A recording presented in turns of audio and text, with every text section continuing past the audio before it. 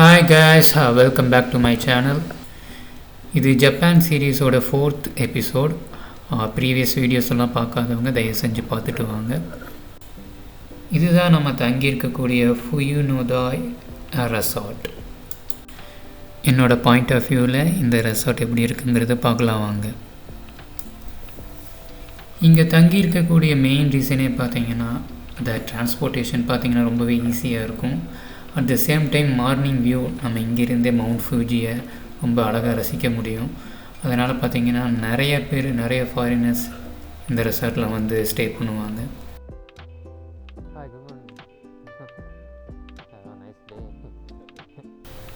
இந்த ரெசார்ட்டில் இருக்கக்கூடிய main facility பார்த்திங்கன்னா 6 பீப்புள்ஸ் தாராளமாக இங்கே தங்க முடியும். அந்தளவுக்கு ஸ்பேஷியஸாக இருக்கும். அப்புறம் இங்கே ஹாட் ஸ்ப்ரிங் இருக்குது, அதை கூட நம்ம ட்ரை பண்ண முடியும். அது ஒரு மெயின் அட்வான்டேஜ் இங்கே. இப்போ நான் தங்கியிருக்க இடத்துல இருந்து ரெசார்ட்டுக்கு வெளியே நான் நடந்து போயிட்டுருக்கேன். அங்கேருந்து நம்ம பார்க்கும்போது அழகாக நம்ம மவுண்ட் ஃபியூஜியை பார்க்க முடியும்.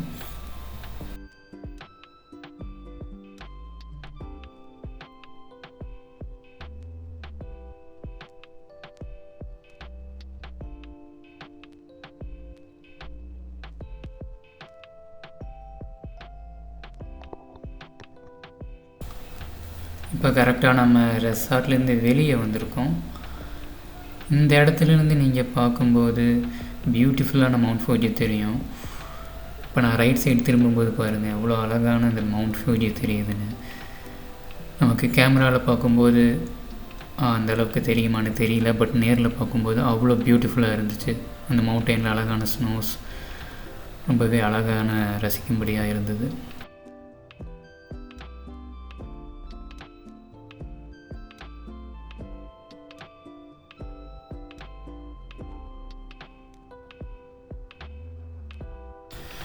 இந்த ஊருக்கு வந்தால் நீங்கள் நிறைய நடக்க கற்றுக்கணும். அப்போ தான் நம்ம எக்ஸ்ப்ளோர் பண்ணுறதுக்கு நிறைய வாய்ப்பு இருக்குது. நம்ம இப்போ ரைட் நோ மவுண்ட் ஃபியூஜியை நோக்கி தான் நடந்து போயிட்டுருக்கோம். எனக்கு கவாச்சிக்கோ மெயின் ஸ்டேஷன் போய் அங்கேருந்து நம்ம நிறைய எக்ஸ்ப்ளோர் பண்ணலாம். இனி மேலே போக போக நமக்கு மவுண்ட் ஃபியூஜி பக்கத்தில் தெரியும். என்னோட டிஜிட்டலாக வாங்க நடந்து போகலாம். நீங்களும் அப்படியே சுற்றி பார்த்த மாதிரியும் இருக்கும். ஜப்பானோட அழகான வியூஸ் அண்ட் ஸ்ட்ரீட்ஸ் ரொம்பவே அழகாக இருக்கும். பட் நம்ம டோக்கியோவில் பார்க்கும்போது ஃபுல் அண்ட் ஃபுல் க்ரௌடாக இருந்தது. இந்த இடம் பார்க்கும்போது அப்படியே ஆப்போசிட், மக்கள் நடமாட்டம் கம்மியாக இருக்கும். வெதர் பார்த்திங்கன்னா இன்னுமே கோல்டாக இருக்கும். பீஸ்ஃபுல்லான லொக்கேஷன்.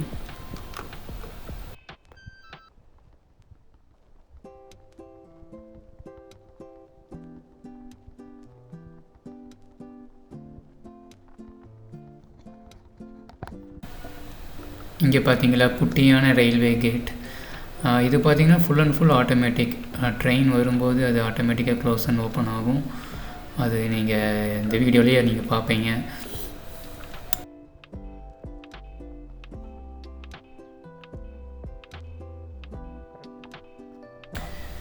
இந்த இடத்த நேரில் பார்க்கும்போது நமக்கு இந்த அனிமி அப்புறம் வீடியோ கேம்ஸ் அந்த மாதிரி ஒரு எஃபெக்ட் தான் நமக்கு தெரியுது. பார்க்கும்போது அவ்வளோ இது உண்மையிலே ரியலிஸ்டிக்காக இருக்கா, ஆர் நம்ம ஒரு கேமிங் உலகத்தில் இருக்கமாங்கிற மாதிரி ஒரு ஃபீல் கொடுக்குது.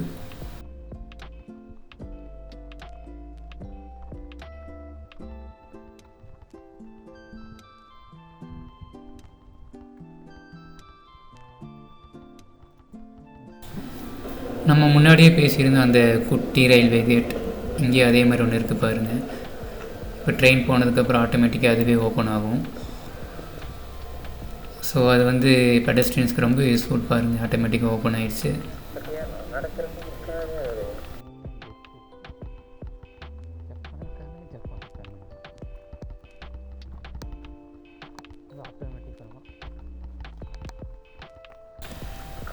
இங்கே பார்த்தீங்கன்னா வீட்டுக்கு ஆப்போசிட்டில் ஒரு கார்டன் மாதிரி இருக்கும். இது வந்து கம்யூனிட்டி கார்டன். இங்கே அவங்களுக்கு தேவையான பொருட்களை சின்ன லெவலில் அவங்களே விளைவிச்சுக்குவாங்க.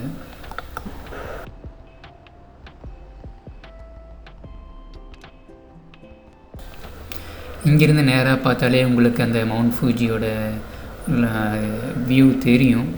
பட் இருந்தாலும் நம்ம இன்னும் பக்கத்தில் போக போக அதோடய வியூ பிரம்மாண்டமாக நமக்கு தெரிய ஆரம்பிக்கும்.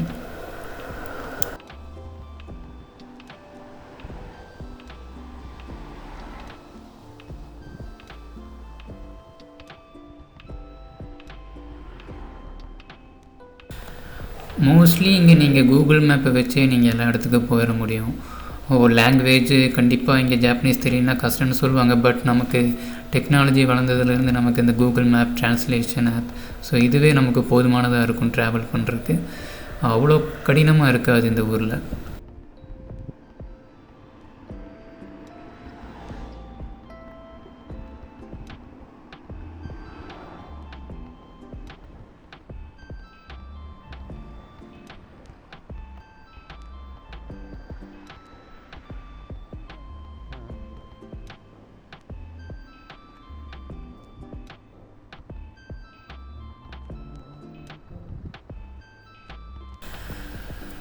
ஒரு வழியாக நம்ம இப்போ பஸ் ஸ்டேஷன் பக்கத்தில் வந்துட்டோம்.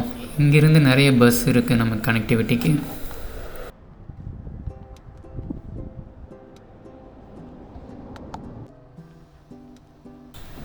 இதுதாங்க அந்த பஸ் ஸ்டேஷன்.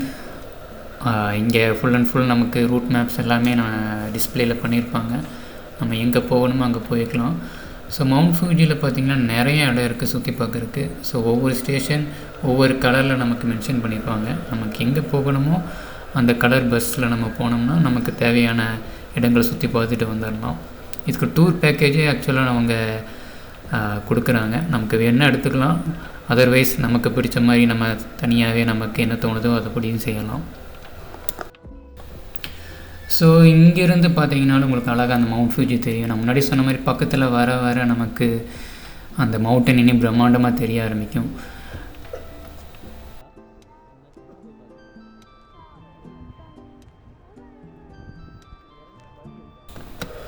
நாம் இங்கே ஸ்டேஷனில் இறங்கியாச்சு. இங்கேருந்து கொஞ்சம் தூரம் வாக் பண்ண வேண்டியது இருக்கும்.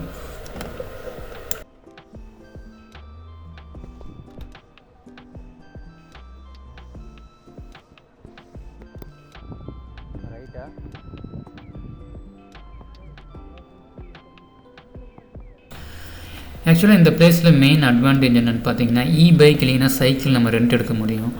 ஸோ அது எடுத்தோம்னா நம்ம பல பிளேஸை நம்ம ஓனாகவே நம்ம சுற்றி பார்க்க முடியும். நம்ம டாக்ஸியோ இல்லை பஸ்ஸோ நம்ம எடுக்க வேண்டிய தேவை இருக்காது.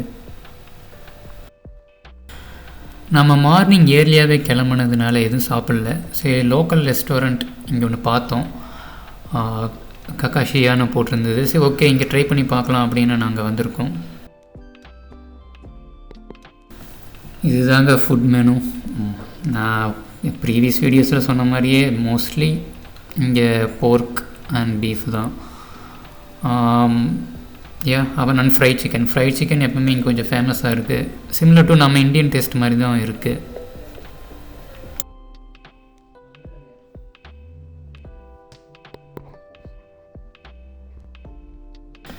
இதுதாங்க நாங்கள் ஆர்டர் பண்ண ஃபுட்.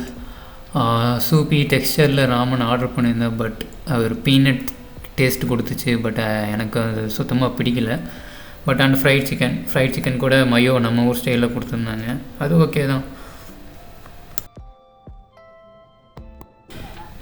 இங்கே ஒரு இன்ட்ரெஸ்டிங்கான ஃபேக்ட் என்னென்னா, நமக்கு புக்லெட் மாதிரி கொடுத்துருவாங்க. ஒவ்வொரு ஸ்டேஷன் நம்ம இறங்கும்போது அங்கே ஒரு ஸ்டாம்ப் இருக்கும், அதை எடுத்து நம்ம குத்திக்கலாம். நம்மளுடைய மெமரிக்காக வந்து அது ஒவ்வொரு இந்த இடத்துக்கு நம்ம போனோம் அப்படிங்கிற ஒரு இதுக்காக நம்ம அதை ஸ்டாம்ப் பண்ணிக்கலாம். அது ரொம்பவே இன்ட்ரெஸ்டிங்கான ஒரு ஃபன் ஃபேக்ட். இப்போ நம்ம கவாச்சிக்கோவில் இருக்கோம், அந்த ஸ்டாம்ப் தான் நம்ம குத்தியிருக்கோம். நாம் இப்போ ரெட் கலர் பஸ்ஸில் ஏறிட்டோங்க. இப்போ நம்ம போக வேண்டிய லொக்கேஷனுக்கு அது கூட்டிகிட்டு போகும். நம்ம முன்னாடியே சொன்ன மாதிரி இங்கே மல்டி கலரில் பஸ்ஸஸ் இருக்கும். ஒவ்வொரு லொக்கேஷனுக்கு தகுந்த அப்படி அவங்க கலரில் பிரித்து வச்சுருக்காங்க. நமக்கு எந்த பஸ்ஸில் போகணுமோ அதில் போய்க்கலாம். இங்கே இன்னொரு அட்வான்டேஜ் என்னென்னா, இங்கே கிரெடிட் கார்டு அக்செப்ட் பண்ணுறாங்க. நம்ம பஸ்ஸில் போகணுன்னாலும் கிரெடிட் கார்டை வச்சு டேப் பண்ணிவிட்டு அதிலேயே பே பண்ணி போய்க்கலாம். இங்கே நம்ம செப்பரேட்டாக கேஷ் பே பண்ணி கார்டு வாங்க வேண்டிய அவசியம் இல்லை. இப்போ நம்ம மவுண்ட் ஃபூஜிக்கு ஆப்போசிட் சைடில் இருக்கோம். இங்கே ஒரு அழகான லேக் இருக்குது. ஸோ நம்ம மவுண்ட் ஃபூஜியை பார்க்கணுன்னா நம்ம இங்கேருந்து ஒரு ரோப் கார் இருக்குது. அந்த ரோப் கார்லேருந்து நம்ம மேலே போய் அங்கேருந்து நம்ம மவுண்ட் ஃபூஜியை இன்னும் க்ளோஸராக பார்க்கலாம். அந்த வியூ பார்த்தீங்கன்னா இன்னும் பிரம்மாண்டமாக இருக்கும். அதை நோக்கி தான் நம்ம இப்போ போயிட்டுருக்கோம். இந்த லேக்கு சொல்லி ஆகணும், ரொம்ப அழகான லேக். இதுலேயும் நம்ம போட்டிங்லாம் போக முடியும்.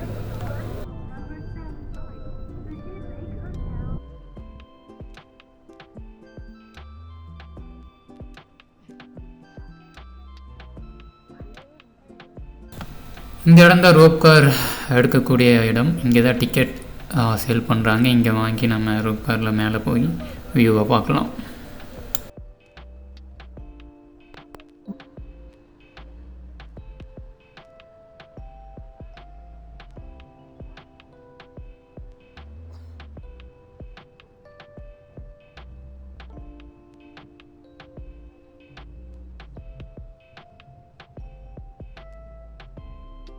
இதுதாங்க மவுண்ட் ஃபூஜியோட டே 1 நார்த் ஏரியா பாஸ். இதில் நம்ம பார்த்துக்கலாம் எங்கே போகலாம் அப்படிங்கிறத. மேப்பெல்லாம் கிளியராக கொடுத்துருப்பாங்க, என்ன கலர் பஸ் எடுக்கணும் அப்படிங்கிற டீட்டெயில்ஸ் எல்லாமே இதில் இருக்கும். அப்படியே ரோப் கார் டிக்கெட்டும் எடுத்தாச்சு.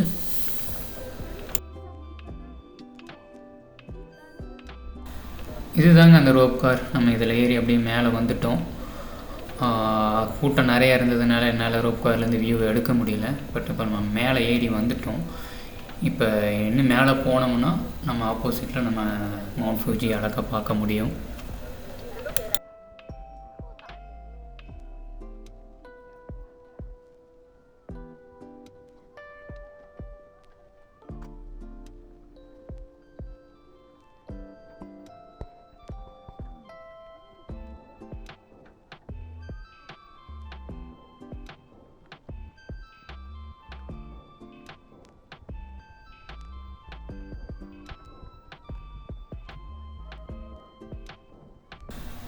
பாருங்கள், இங்கேருந்து பார்க்கும்போதே நமக்கு அந்த மவுண்ட் ஃபூஜி தெரியும், அவ்வளோ பக்கத்தில் தெரியுதுன்னு பாருங்கள். நம்ம ப்ரீவியஸாக பார்த்ததுக்கும் இப்போவும் எவ்வளோ க்ளோஸராக இருக்குதுன்னு பார்த்தா உங்களுக்கே தெரியும்.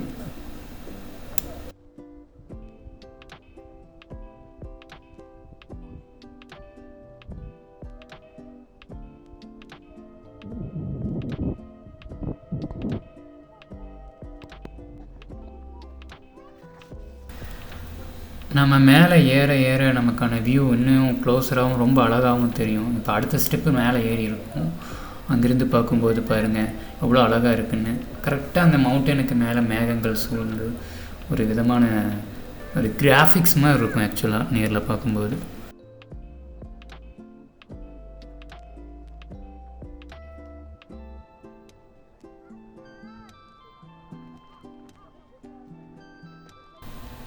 இதுதாங்க ஃபைனல் பாயிண்ட். இதுக்கு மேலே நம்ம போக முடியாது, அவ்வளோதான். இங்கேருந்து நம்ம பார்க்கும்போது உங்களுக்கே தெரியும் வியூ எப்படி இருக்குன்னு. இதை நம்ம கேமராவில் விட நேரில் பார்க்கும்போது இன்னும் அழகாக இருக்கும். பட் நான் உங்களுக்கு டிஜிட்டலாக காட்டுறேன், 4Kல ஷூட் பண்ணி தான் உங்களுக்கு காமிக்கிறேன். ஸோ அதனால் நீங்கள் வீடியோ குவாலிட்டி அதிகமாக வச்சு பார்க்கும்போது இன்னும் உங்களுக்கு அது நேர்லேயே பார்க்குற மாதிரி உங்களுக்கு ஒரு ஃபீல் கொடுக்கணும்னு நான் நம்புகிறேன்.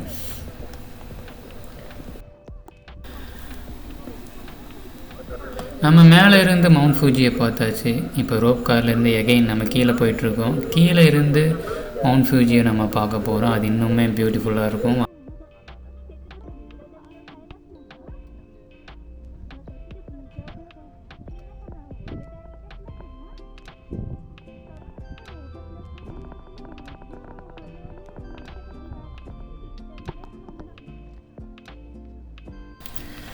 நாம் இப்போ கீழே வந்தாச்சுங்க. இங்கே இருந்து நம்ம மவுண்ட் ஃபியூஜியை நம்ம அந்த லேக்கிலேருந்து நம்ம பார்க்க போகிறோம். அந்த வியூ இன்னுமே பியூட்டிஃபுல்லாக இருக்கும். இங்கே பார்த்தீங்கன்னா தெரியும், கரெக்டாக மவுண்ட் ஃபியூஜிக்கு மேலே மேகங்கள் அழகாக சூழ்ந்து இருக்கிறது உங்களுக்கு தெரியும்.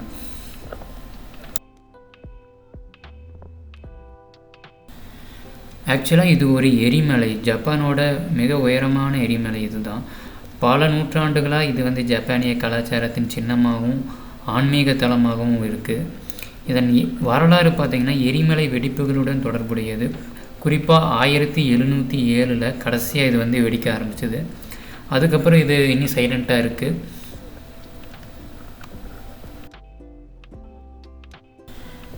இதோட ஹைட்டு பார்த்திங்கன்னா கிட்டத்தட்ட 12,000 அடி ஹைட். இது ஸ்டில் இது ஆக்டிவாக தான் இருக்குது. இந்த எரிமலை சுமார் 1 லட்சம் வருஷத்துக்கு முன்னாடி இதோட எரிமலை செயல்பாடுகள் தொடங்க ஆரம்பித்தது. 1707 கடைசியாக இந்த எரிமலை வெடிச்சிருக்கு. ஹைக்கிங் பண்ணுறவங்க, கேம்பிங், இவங்களுக்கெல்லாம் பார்த்திங்கன்னா இந்த இடம் ரொம்பவே அருமையான பிளேஸ். அதுவும் இல்லாமல் இந்த மவுண்ட் ஃபியூஜி எல்லா நாளையுமே நம்ம பார்க்க முடியாது. குறிப்பாக நவம்பர், டிசம்பர் இந்த மந்தில் மட்டும்தான் உங்களுக்கு அந்த கிளியர் வியூ தெரியும். மற்ற மந்தில் பார்த்தீங்கன்னா ஃபுல்லாக ஃபாக் கம்ப்ளீட்டாக உங்களுக்கு மறைச்சிரும். அந்த சமயத்தில் வந்தீங்கன்னா நீங்கள் கண்டிப்பாக டிசப்பாயிண்ட் ஆகிடுவீங்க. நவம்பர் டிசம்பர் மந்த்தை வந்து பிளான் பண்ணி வாங்க. அப்போ தான் நீங்கள் மவுண்ட் ஃபூஜியை வந்து ரொம்ப அழகாக ரசித்து பார்க்க முடியும்.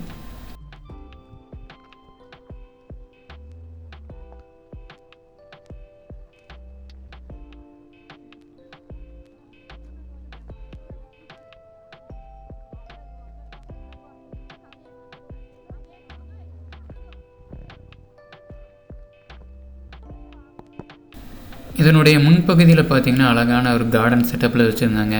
நிறைய கலரான பூக்கள் இருந்தது.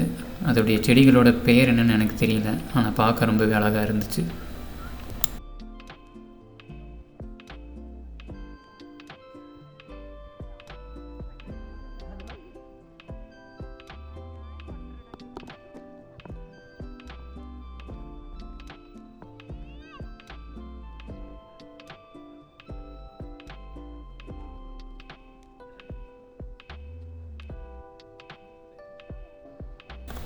ஸோ மவுண்ட் ஃபூஜி ட்ரிப் இதோடு முடிஞ்சதுங்க. அடுத்து நம்ம எங்கே போகிறோன்னா ஒசாக்கா. ஸோ ஒசாக்காவை நோக்கி தான் நம்ம நெக்ஸ்ட்டு பயணம் இருக்க போகுது. மறக்காமல் சப்ஸ்கிரைப் அண்ட் லைக் பண்ணிவிட்டு வீடியோ பாருங்கள்.